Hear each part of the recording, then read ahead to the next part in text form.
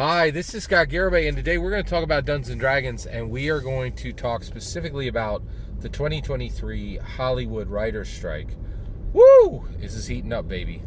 All right, so I was listening to this interview, and this Hollywood writer comes on.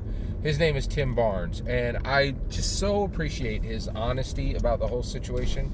And he says to the reporter, he says, hey, listen, I know the Hollywood writers telling you that they need more money.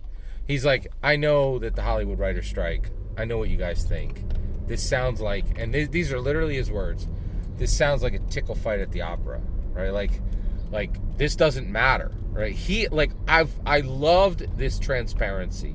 Transparency is so rare today, right? And I know why. People are like, oh, just be open and honest. You will pay a horrible price for honesty. I've learned this over the years, right? You need to be honest, but you do not think for 1 second you will not pay the iron price for transparency and honesty, right?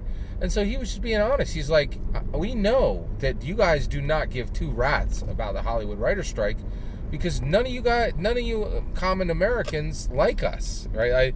I think that's what, in him saying this is a tickle fight at the opera, he was acknowledging Americans don't like Hollywood writers. You are totally correct, Tim Barnes. We do not like Hollywood writers.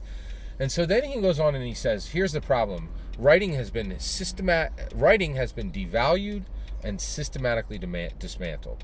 That part is 100% right, and that's the part we're going to talk about today. Tim Barnes is right, okay? Writing has been devalued and systematically dismantled. Now, Tim Barnes went on to say, blah, blah, blah, studio owners and studios executives have devalued writing and systematically dismantled writing. Wrong. Hollywood writers have devalued writing and systematically dismantled writing. We had a system where Hollywood writers, you were on the hook to write a good story for us that we were going to enjoy, right? And what you said is, and what every Hollywood writer said at the macro level, at the 51% level, is like, you uneducated, unintelligent Americans, we'll sit here with our Ivy degrees, we'll make $250,000 to $2.5 million per job, right? And the reality, and residuals are for us, right? And tens of thousands, hundreds of thousands for retouch work, 17 people working on a script. Come on, you guys, yeah, you're right, Tim Barnes. Writing was devalued and writing was systematically dismantled by the Hollywood writer, right? You owed us stories that would entertain us, and what you said for decades was, all you uneducated, unintelligent Americans, we'll tell you how to live, right? We'll tell you how to live, and the message will be so thick in every macro level script that we bring, you'll barely be able to find the story. You won't know a hero from a villain, right? And we are just going to be environmentalism, our cultural values over yours, down with traditionalism, anything that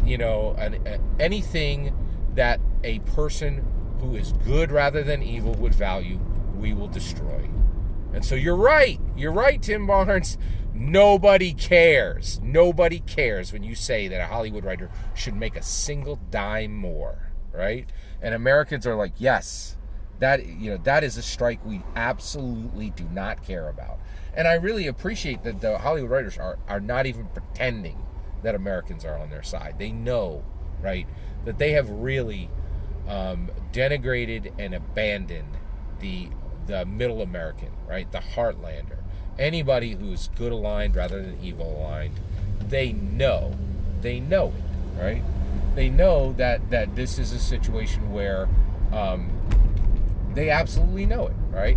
And I just think that's fascinating, right? So what's important here is where this links with Dungeons & Dragons. So the reason this guy is having to defend an indefensible group, in my opinion, was that the Hollywood writers never had a North Star when it came to narrative. What is the point of a story, right? You ask a Hollywood writer, and they'll say, The point of the story is for you, you unintelligent, unread, unwashed American, is for you to listen to me with my Ivy degree, and I'll tell you what the right values for the new world are, right? They never had a North Star, right? You and I are different. We are dungeon masters. We have a North Star. What is that North Star? Gary Gygax. He shouts from the grave.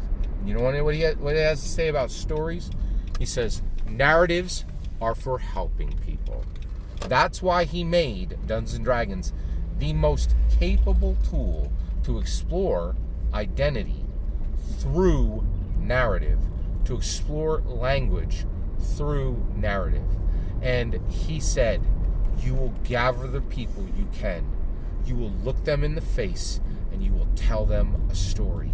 And unlike every single author that has ever put pen to paper on this planet, the second there is a frown, the second there is an eyebrow raise, you will shift and meet their desire and meet their demand and meet their enjoyment. You will give them joy, you will give them wisdom, you will give them power. Your every word you say as a storyteller, as a narrativist, as a master of the dungeon and beyond. Those are literally his words. Dragon Magazine said, mastering the dungeon and beyond. Gary was like, you're going to master these Dungeons & Dragons books, but the reality is you're going to master life, because I'm going to show you how. And you'll have 100 identities to make mistakes with. The rest of the world will make mistakes in real time. They will make horrible, risky, unimaginably costly mistakes. You will make 100 mistakes with little to no cost, because they will be in this world where you have my Gary Gygax protection, where you have the protection of your dungeon master, right? And the mistakes you make in 100 identities will not be made with your powerful self, which will be improved with every single Dungeons & Dragons session, every single Dungeons & Dragons campaign. That is the point. That is the point, right?